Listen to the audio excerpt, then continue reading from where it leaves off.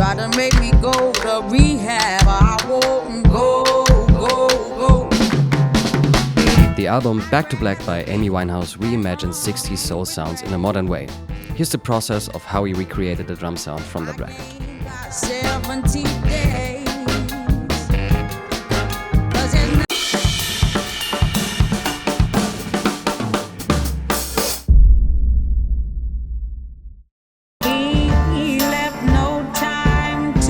Amy Winehouse has sold 33 million records worldwide.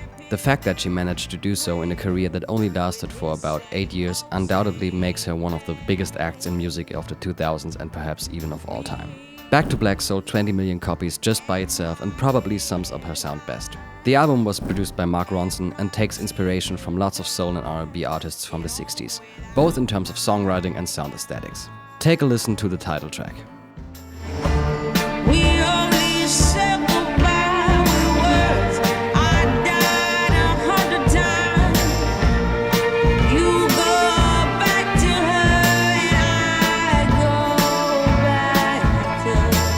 The drums on the album completely fall into the vintage category too. This is why recreating Amy Winehouse's drum sound is basically like using modern technology to get those sounds she heard on the soul records from the 60s. Back then, technology was a lot less sophisticated. Drum sets and microphone setups were smaller, which led to minimal miking setups out of pure necessity.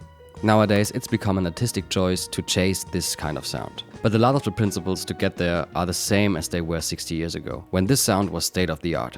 So I couldn't play the pattern that was in my head, boom, tss, boom, boom, tss, because I don't have that kind of foot coordination. So what I did was, I took the beater, you know, the thing that plays the kick pedal off of the kick drum, and I just put it in my hand, and I just played it, you know, like someone would play in a marching band. And I just played it because I knew that that's how I could get the pattern that I was hearing in my head. And then I put more of these plugins on to make it sound more, you know, dusty and dirty in a break, and like what I thought that Amy would want to hear.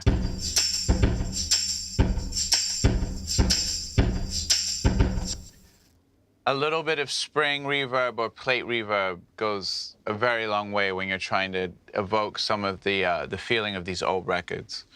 Since Pascal is able to play the part on a kick drum rather than a floor tom, we chose to go that route. The drum set we selected for the vintage vibe is a Pearl President kit with a 20-inch kick, 12 and 16-inch toms, as well as a Drumcraft 14 by 5.5-inch Vanguard aluminum snare.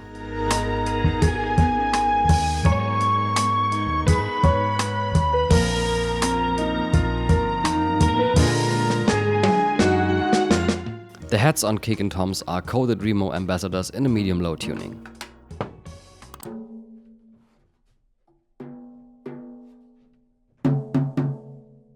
The snare has an Ambassador fiber skin and is tuned pretty high. We chose a 14-inch Zildjian K hi-hat as well as a 19-inch crash ride to complete the basic kit.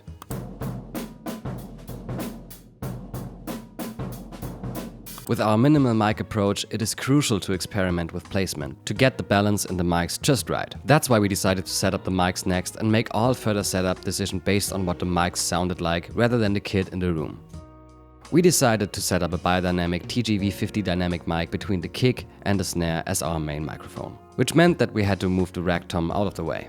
This is actually how they supposedly recorded this sound in the first place. So we got rid of the ride and the floor tom altogether and placed the rack tom where the floor tom used to be in order to get the mic into position. We added a very close mono overhead mic and used a biodynamic MC740 in cardioid for the job. Lastly, we placed an M160 ribbon mic in the room, but kept it pretty close. Here's how the kit sounded in this phase of our process, played with a fleece beater on the bass drum pedal.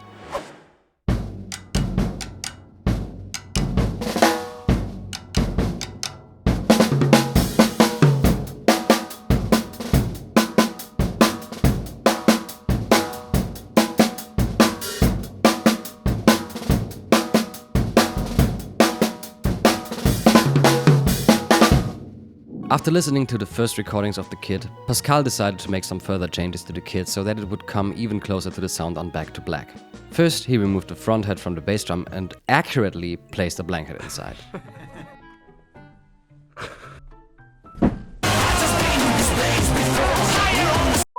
He also added some tape to the inside of the better head, which sounded a lot tighter than before.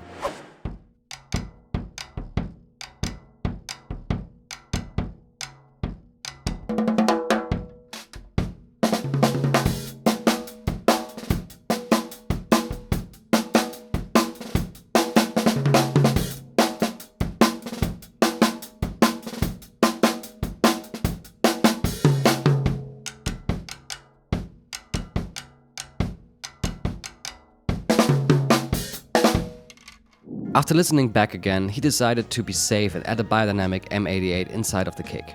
That provided the punch and low end that were lacking in the other mics before.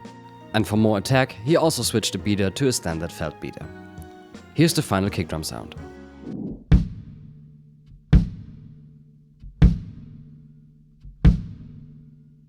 Next, Pascal added a piece of tape and the mini-muff to the snare for muffling, but removed the weight from the damper, which provided the perfect combination of tone and crack.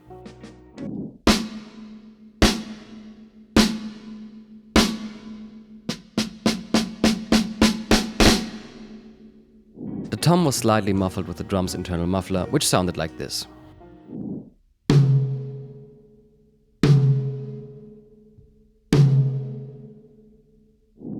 With all that in place, it's time for Pascal's version of Back to Black. He left no time to regret. Kept his dick wet with his same old safe bet. Me and my head high and my tears dry. Get on without my guy. You went back to what you know.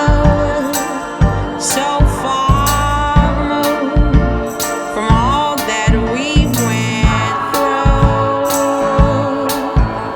And I took a troubled track. My odds are stacked.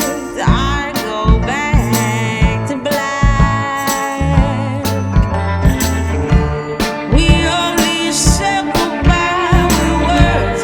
I died 100 times. You go back to her, and I go back to her. For another facet of the sound, we chose Rehab, which has a more standard drum groove. We also had a lot of fun overdubbing some claps on top of Pascal's drum performance. They tried to make me go to rehab. I said no, no, no. Yes, I've been black, but when I come back, no, no, no. I ain't got the time, and if my daddy thinks I'm fine, just try to make me go to rehab. I won't go, go, go. I'd rather be at home with Ray. I ain't got 70 days. 'Cause there's nothing you can teach me that I can't learn from Mr. Hathaway. As you may have noticed, the drums sound a lot grittier now than the raw signals you heard during our soundcheck. That's because Pascal added quite a bit of distortion, saturation, compression and reverb in the mix. Let's let him explain some of the things he did. Okay, so let me take you through the mix. This is my Logic session. As you can see, out of the signals we recorded, I only kept 3 microphones. We have the bass drum track, the overhead track, and the Wurst track, which is the mic in between the kick and snare. And those 3 are going onto a drum bus, which has a heavy compressor on it, some saturation, and some EQ. The basic idea is to take the dynamic mic between the kick and snare as the main mic, and then supplement that with the kick for the low end and the overhead for the high end. In the original, they only used this one dynamic mic, but then the mixing engineer also used samples. And in order for us not to do that, I mixed in quite a bit of kick drum and also some overhead, which basically replaces the samples. As you can see, I've also got a reverb send channel here, which I'm going to turn off now.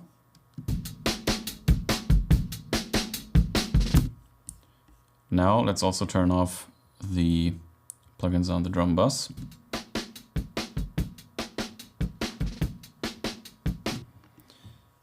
And now we can listen to the Wurst mic, which is the main mic.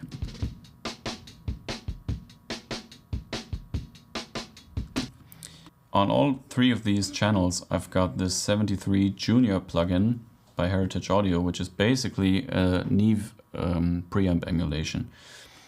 and I'm kind of driving all of the signals so that they're already kind of dirty and get more character. So we go from this to this. And then the same thing applies to the other two tracks. Then I've got quite a bit of EQ on the dynamic mic to bring in a lot of low end, remove some mids. And now we have this. And this is the basis of our drum sound. And then crushing that with the Saturn II plugin, which is a tape saturation.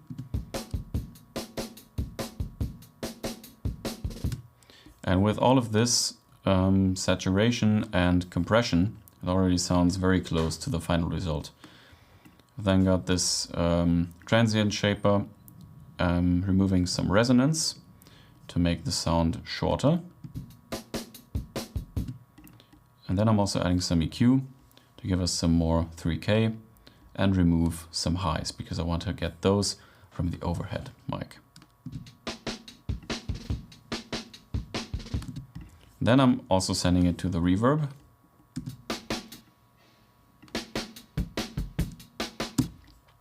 This is the overhead. Also adding some highs, removing some mids. More saturation. Also again removing some decay with the transient shaper and adding some 4K. And if this is our basis, with the overhead mic we now have this.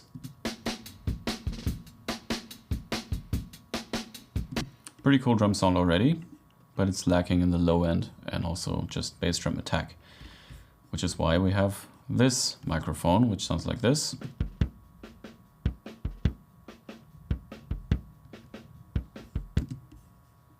This is with the preamp plugin on it. Lots more character. Some EQ, removing some attack. Scooping the lows to match the original. We've got some 50 Hertz and we're also adding some 161 Hertz and removing a lot of 110. Tape saturation, more decay removed, and then all three mics together again sound like this.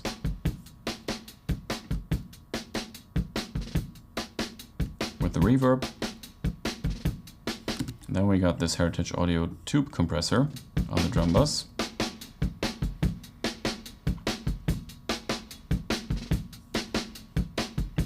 Which doesn't only compress it, but it also gives it more character and a little bit of distortion.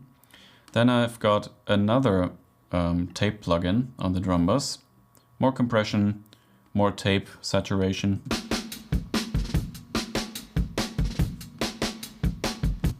And then I'm using some final EQs to dial in what the drum sum sounds like in the mix. Adding some low end, adding some high end. And we have this.